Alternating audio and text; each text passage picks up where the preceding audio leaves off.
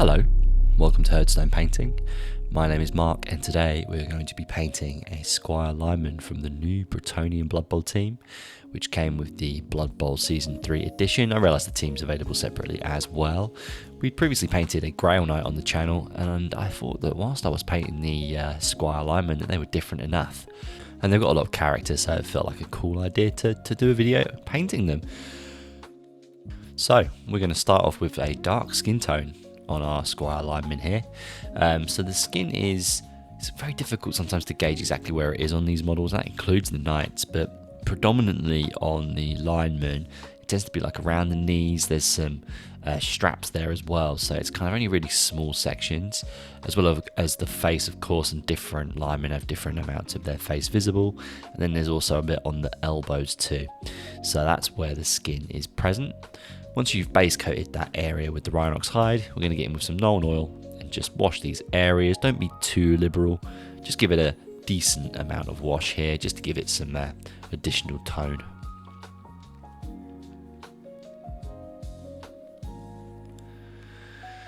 We're then going to go back to our Rhinox hide. Again, this should be fairly watered down on our palette, and we're just going to pick out all the highest areas, relayering over the skin, leaving that Nuln Oil in the deeper recesses.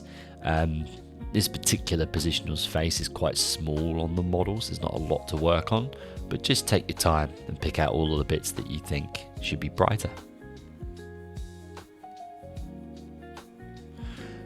We're then going to head to our wet palette and mix some Rhinox hide 50-50 with Doomball Brown to get a nice mid-tone, and make sure this is nice and watered down as well. And then we're going to further pick out the highlights, glazing this over the skin almost in its entirety, leaving that Rhinox hide in the wash in the deeper recesses. But ideally, do a couple of coats of this and build it up on the face.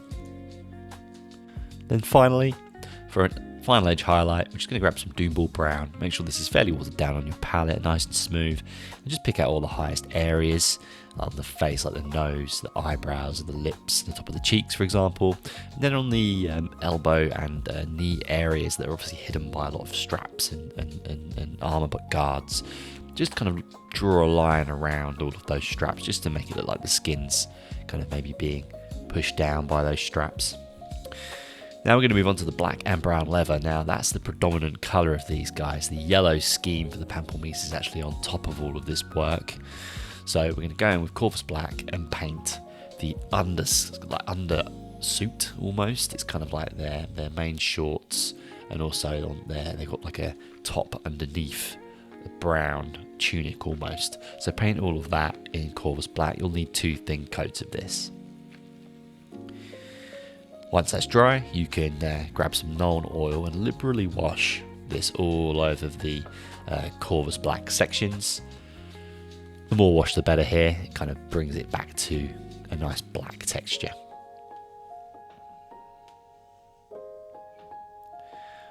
Once that's fully dry, we'll get back in with the Corvus Black, which is on our wet palette, and just repaint over everything, leaving the Nuln Oil in the deeper recesses.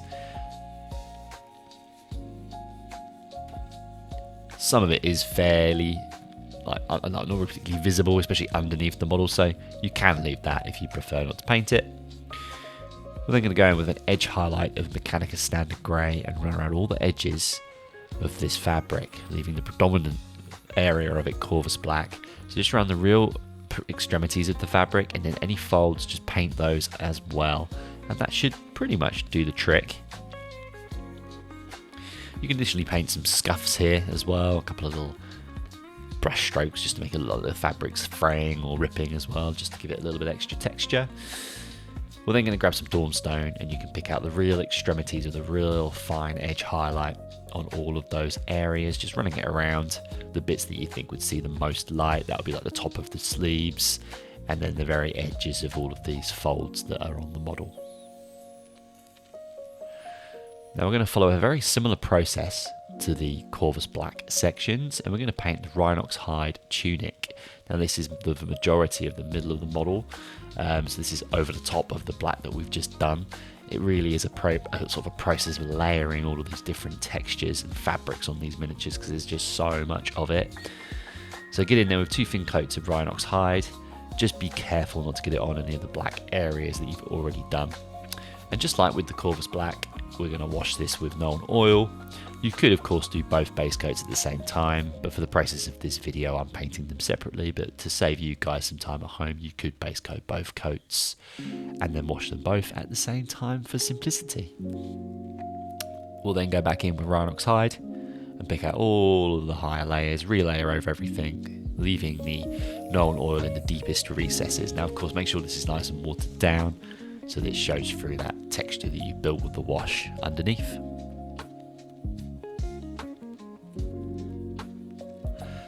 Just like with the black sections, we're now going to get in with an edge highlight. Now, of course, there's a lot more brown leather here. That's the boots, the gloves, of course, the tunic is the main piece. We're going to go around and edge highlight all of these pieces.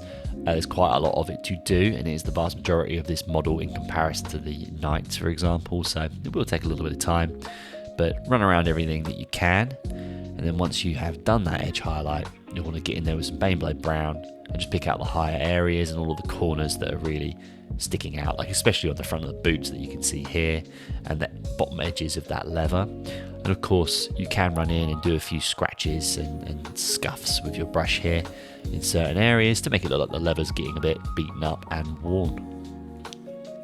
And these guys have wrestle anyway, so they'll be wrestling around on the floor all the time anyway. But now I'm going to paint the top hood and the socks in a Wraithbone finish. So on top of all of the fabric that we've already painted, there is then a kind of like top hooded section, which I feel is the only way we can get the Wraithbone into this model. So we're going to paint this with 2 thin coats of Wraithbone. It's very fiddly. We're trying to paint around the black, we're trying to paint around the brown sections, as well as not trying to get it on the hair, which I should have mentioned was painted in the Corvus Black section, really. Apologies for that. Once that Wraithbone is dry, we're going to grab some Seraphim Sepia and wash all of the Wraithbone sections. That is literally just this top hooded area and the socks. Some of the other squires, apologies, may have some Wraithbone in some other areas, so just keep an eye for that. Once the Seraphim Sepia is fully dry, we're going to go back in with the Wraithbone, which is gently watered down so that it's nice and smooth, and we'll just relayer over everything, leaving the wash in the deep recesses. There is a lot going on with these models though, so don't get frustrated if you're finding it difficult to paint. They are very tough. Then finally, we'll get some white scar and just edge highlight all of the different parts on that hooded section. And there are a lot of folds on the back of this because it is a hood. So just take your time running the brush around all of those folds. And on the socks, just pick out the top element, just to make it look like it's kind of poking out of the boots a little bit more than it actually is. The wash does most of the work there. Right, now we're going to tie this into the Pamplemousse team, and we're going to paint the armour. Now there's not as much as there is on the Knights as you would imagine. There's a whole host of different bits and bobs across all of these models, so you're just going to have to kind of work out what it is per positional. But in this positional's case, it's her shield on her back, her helmet, she's got 2 shoulder guards, 2 elbow pads, 2 little bits of armour on the front of her hands, as well as 2 knee pads. And I've missed some of that, as you can see here, so I had to go back and do some more later. So there's a lot to do. But once anyway that Avalanche Sunset is dry, grab some Seraphim Sepia out of the pot and just apply this liberally to all of the Avalanche Sunset areas.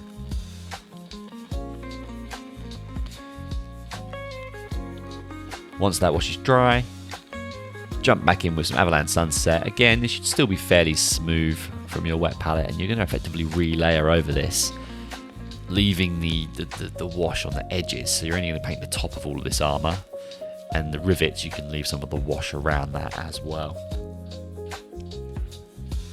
At some point I'll realise I've missed the yellow bits and have to do it all again, so you guys will see that in real time. We're then going to grab some Uriel Yellow. Now this doesn't need to be watered down much, most yellows don't need much watering down. We're just going to paint an edge highlight around the back of the shield here, but only one half, because we're going to paint the other half white. And then all the other armour elements, just paint an edge highlight and paint the rivets. Next up, just a fine edge highlight with flash gits yellow. Paint all of the little rivets and like the extremities of all of the edge highlighting, leaving that Uriel yellow underneath the flash gits yellow layer. And on the back of the shield, just paint the sort of top corners and the bottom. Follow the line you've already done. So, our Pamplemousse have a yellow and white shield on their backs. So, we're going to get in there and paint half of this shield with Corax white. Now, make sure this is nice and thin, because we've already got quite a bit of paint on this shield already. So just do 2 thin coats. Take your time. What you can do is line the brush up in the direction you want to go and just gently roll it down the back of the shield. Of course, what's helpful is if we do make a mistake, we can just grab some Avalanche Sunset and touch that up really nicely. Additionally, there's a few other little trinkets that need to be white as well, little shields around the front of her chest. We're going to mix Nuln Oil 50-50 with Larmian Medium just to take the edge off the black so that it's not as intense. It's still going to look black, but it's not going to be like out the pot intense. And we're just going to wash this over the white areas. That's of course the back of the shield, the trinkets on the front as I mentioned, and the laces as well. We'll then go back in with Corax white and paint all of these areas, relayering them, just leaving that watered down wash in the recesses. Again, it does require a little bit of brush control on the back here, just to get that nice and tight to the yellow line.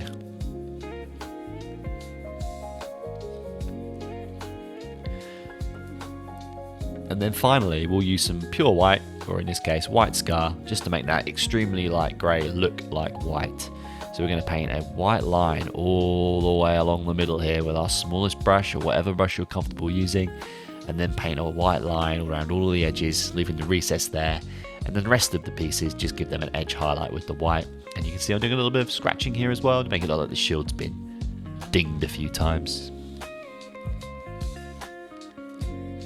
Moving on to the belts, the straps, and the padding that she has around her head.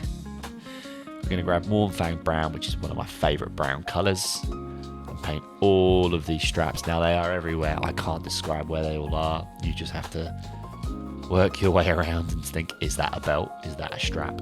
The best thing to assume is if there's a piece of armour, it's probably got a strap next to it, holding it on. So that's a general rule of thumb to follow with these models. Once that Mournfang Brown is dry, you may want to do 2 coats. I think in some areas it's worthwhile, but generally 1 will be fine. But once it's dry, grab some Agrax Earthshade with a small brush and just paint it on. You're not going to want to be too liberal. You just want to paint that on in all of these areas. And of course, don't forget the pouch on her back. We're then going to mix Mournfang Brown 50-50 with Deathclaw Brown, which is a very terracotta-y texture. And we're going to just edge highlight all of these straps, top and bottom where we can. And on that little pouch, we'll just paint all of the different edges. And then for her sort of padding on her helmet or around her helmet, we'll just pick out all of that, almost relayer it just for now. And then we'll use pure Deathclaw Brown to just do the extremities of all of the different belts and just pick out that padding and the pouch a little bit more.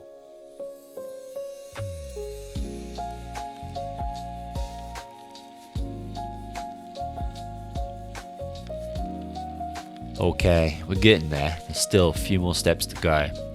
But now we're going to do all the steel and bronze elements of the model. So, because there's a lot of straps and belts, there is of course a lot of little buckles and belt ends that need to be painted too. So run in there with Iron Hand Steel and paint all of those. But additionally, you want to paint the edge of the shield, as well as the there's some little like fleur-de-lis knuckle dusters on the end of the hands that need to be painted. Once them small but not insignificant metal elements have been painted, grab some Nuln Oil and use your small brush here. Don't let the wash get into the ferrule of the brush, but just apply this Nuln Oil as if you were painting it on. it should suffice, and you don't want to add too much because it will just swamp the area. And when that Nuln Oil is dry, grab some Stormhost Silver and apply this to all of the metal elements, just picking out all of the edges and picking out all of the rivets. Now, worth noting, whilst you're painting with metals, you won't want to be using a wet palette, you want to be using a dry palette. And if it starts to get tacky or sticky, just add a little bit of water as you go to keep it nice and smooth. And there's a few, I guess it's brassy bronze. Screaming Bell's a bit of an intense colour, but we're going to use Screaming Bell in this case. There's a few locks and shields on her chest that we're going to paint, as well as a fleur-de-lis, which is hanging off the back, which we're just going to paint those in now.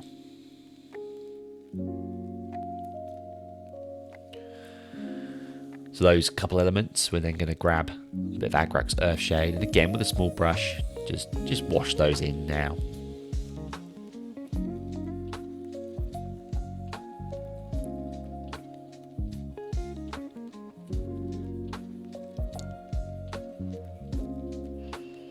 We're then going to highlight the Screaming Bell sections with some Ruined Lord Brass. This is almost like an overlayer really. Ruined Lord Brass is quite a sort of smooth colour anyway, but we're bringing it up to that brassy bronze kind of texture really. So pick out the any rivets and then the edges. Before moving, finally, to a very small edge highlight of Iron Hand Steel, just on the extremities of these pieces. And then we're pretty much on the home stretch here after this. There's a few more little bits to do.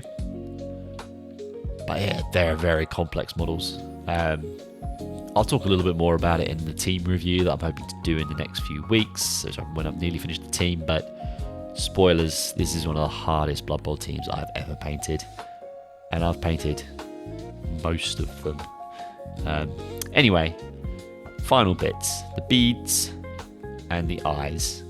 So holding on to that fleur-de-lis, she's got a little bracelet, like a little pearl bracelet, and as a nod to my old Grebo team, I wanted to add some purple into all of these models somewhere, and this little bead was the best way to do it. So I painted it with Nagaroth Night, just one coat.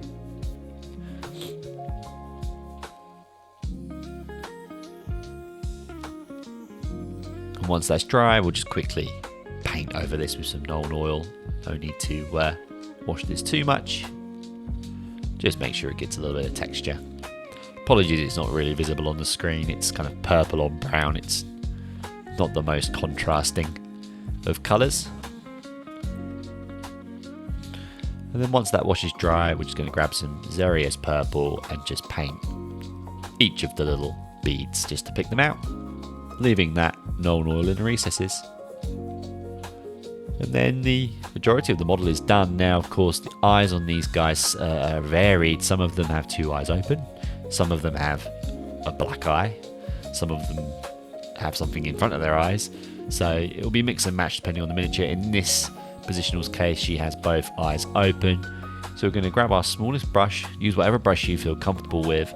Make sure White Scar's nicely watered down, and we're just going to run the brush in the direction of the eyeball, and then switch the model round to do the same on the other side. And if you can't get any paint off, it's because it's probably dried on the end. So just refill up and start again. Once you're happy with the eyeball placement, we're just going to get some Abaddon Black and make sure this is almost watered down to a wash. This stuff, really do thin it down and just gently go in with the end of the brush and just pick out the pupil.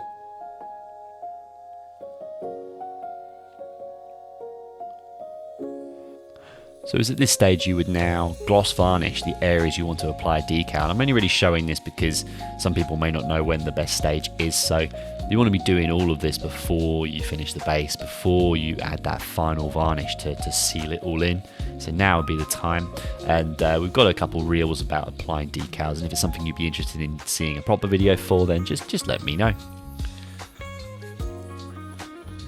So that's our Squire Lineman completed. She is number 8 in the team. She's got her Paravon Pamplemousse decal on the back and number 8 above it, and she turned out great. I actually prefer painting the Squires to the Knights overall. But either way, I'll talk about it in the final team review in a couple of weeks' time when the whole team is done. And I can't wait to get these guys on the pitch. Both the Tomb Kings and these guys, I'm torn for the DBL. I'm considering both. But anyway, as always, thank you so much for watching. Do like and subscribe, and if you didn't, then thanks for stopping by. We've got a link.bio link in our description, which can take you to a whole host of things, our Patreon, our WhatsApp community, and any affiliate links. So if you're up for it, please do head there and see what you think. And until the next time, I'll see you in the next one. Bye bye.